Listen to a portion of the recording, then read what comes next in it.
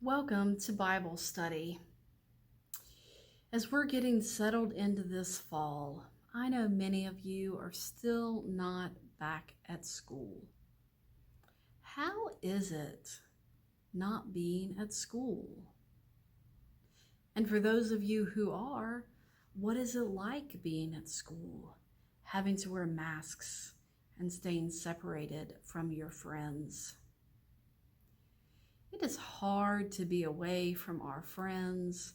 It is hard to miss out on the things that we're used to and the things that we love about school. Sometimes at our school, our teachers give us a special job. We get to be the line leader or pass out papers or hold the door. What jobs do you like? Are there any jobs at your school that you're really good at and that you hope you get to do as soon as you go back? In our Bible story today, we are going to hear more about Joseph, who we first met last week. And in this week, we're going to hear and learn about something that Joseph was really good at. And so he got a special job to do. So we'll be thinking about those jobs that we are good at and how they can be used to help others. But before we read today's Bible story, I want you to remember with me what we've learned so far about Joseph and his family. Let's remember and listen. God called Abraham and Sarah to leave their home and go to a land God would show them. God promised to bless them, make a great nation from them, and give them the land of Canaan. They had a son named Isaac. Isaac grew up, got married, and had twin boys named Jacob and Esau. Jacob tricked his brother Esau to get his birthright and a blessing from their father. Esau was furious and wanted to kill Jacob. After 20 years, Jacob and Esau made peace with each other. Jacob had 12 sons. Joseph was his favorite. This made the others angry. They sold Joseph to merchants who took him to Egypt. This is where our story begins today.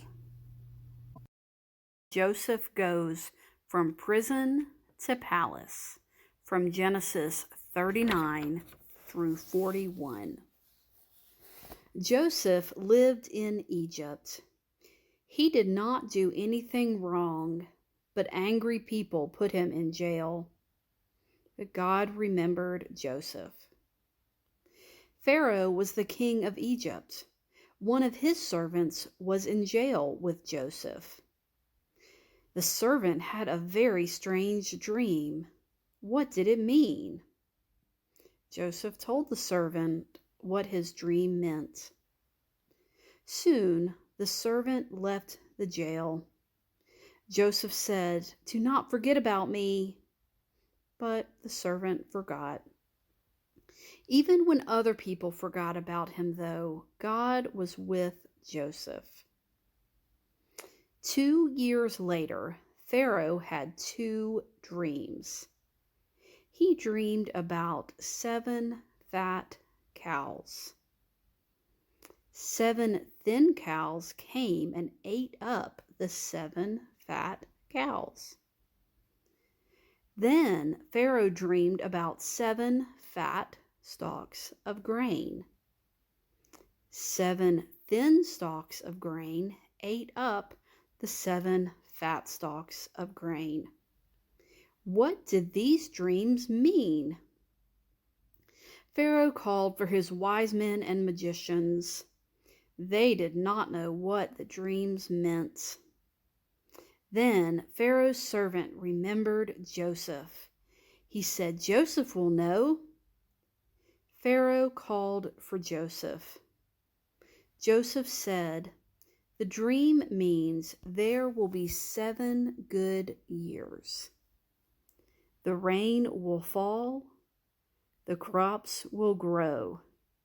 So gather food into barns and save the food." There will also be 7 bad years.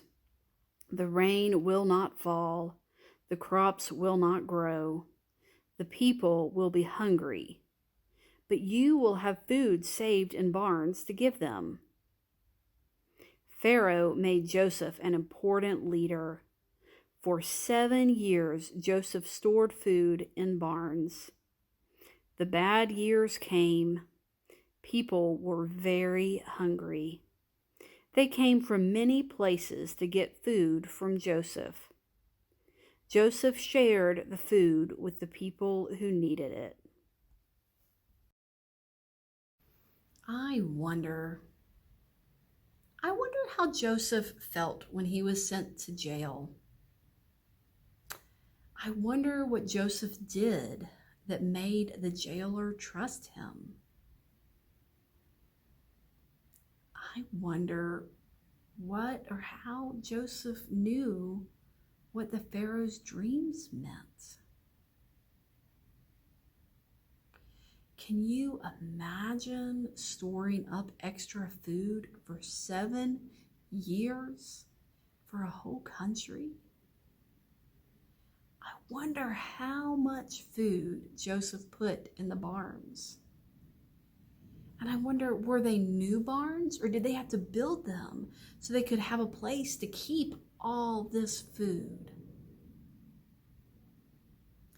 Joseph helped his country by storing up and saving this food.